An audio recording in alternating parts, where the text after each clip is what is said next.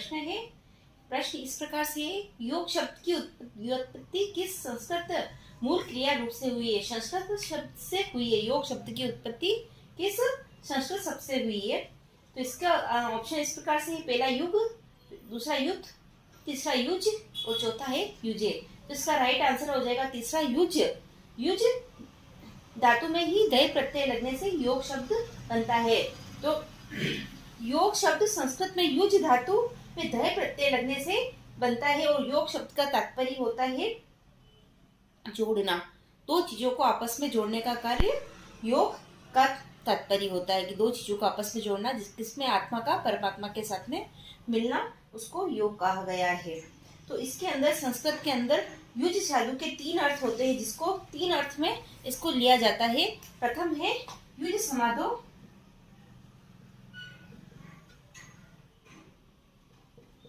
दूसरा है युजिर योगे और तीसरा हो जाता है युज संयमने। युज संयमने तीन अर्थ में इसके प्रयोग होते हैं। युज धातु के तीन अर्थ में प्रयोग है, युज समादो, युजिर योगे और युज संयमने। तो प्रश्न हमारा योग शब्द की उत्पत्ति किस संस्कृत मूल क्रिया रूप से हुई है? तो उसका आंसर हो जाएगा युज धातु से ही योग शब्द की उत्पत्ति हुई है। युज धातु में दय प्रत्यय लगने से योग शब्द बनता है और युज का तात्पर्य होता है जोड़ना। और उसके युज के संबंध में इसके तीन अर्थ निकलते हैं, युज समादो, युजिर योगे और युज संयमने। तो ये राइट आंसर हो जाएगा युजित धातु में।